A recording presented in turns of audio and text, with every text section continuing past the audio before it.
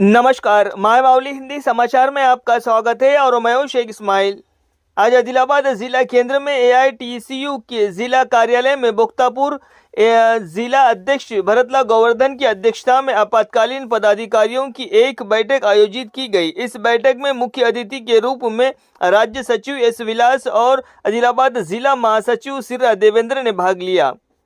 एआईटीसीयू के राज्य सचिव एस विलास ने कहा है कि सत्ता में आने के 11 साल से लेकर आज तक मजदूरों के अधिकार को लिखने का काम किया जा रहा है। 100 से ज्यादा मजदूरों ने अपनी जान गंवाई है और बलिदान देकर 44 कानून क्रमांक 44 को हासिल किए हैं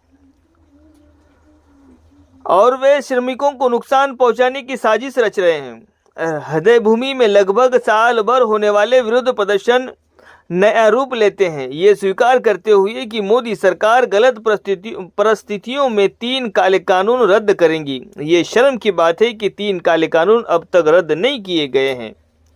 अब भी भाजपा की मोदी सरकार ने अपना व्यवहार बदल दिए हैं और 44 को जारी रखा है कानूनों। और अगर किसान ने 3 काले कानून रद्द नहीं किए तो आने वाले दिनों में कार्यकर्ता कि एक और स्वतंत्र आंदोलन के लिए किसानों को एकजुट करेंगे। उन्होंने केंद्र सरकार को चेतावनी देते हुए कहा है कि इसके लिए मजबूर होना पड़ेगा। इस कार्यक्रम में एआईटीसीयू के जिला पदाधिकारी मंतेला कांताराव, कीर्ति रामन्ना, ए चंद्रकला कल्पेल्ली, गंगैया, वाई आशन्ना, गंजगुला राजू, प्रवीण रेड्डी, गोदावरी, एसके आलम ने भाग लिया।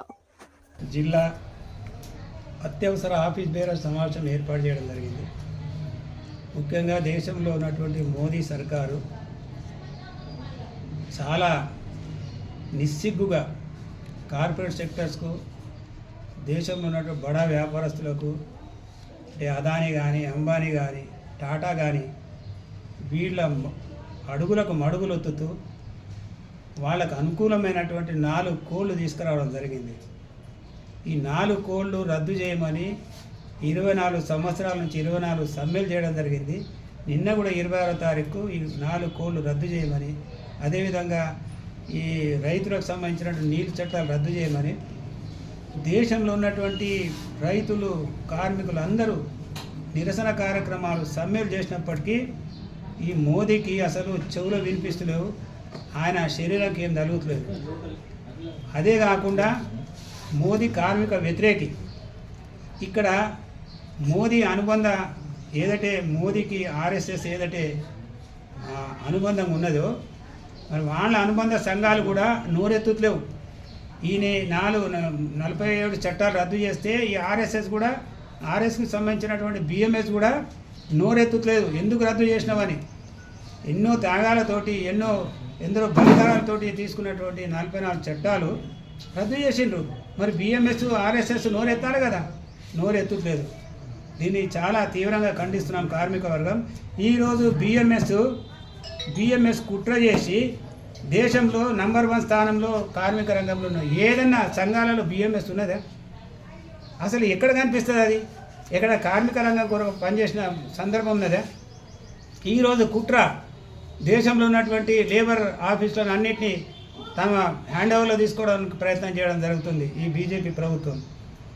దేశంలో ఉన్నటువంటి లేబర్ డిపార్ట్మెంట్ ఉన్నటువంటి కార్మిక సంఘాలకు తన వైపు చేసుకొని, తన సభ్యత్వం చేసుకొని మెజార్టీ యూనియన్గా చేసుకోవడానికి కుట్ర చేయడం జరుగుతుంది। దీన్ని ఏఐటీసీ ఇతర సంఘాలు కూడా తీవ్రంగా వ్యతిరేకిస్తున్నాయి।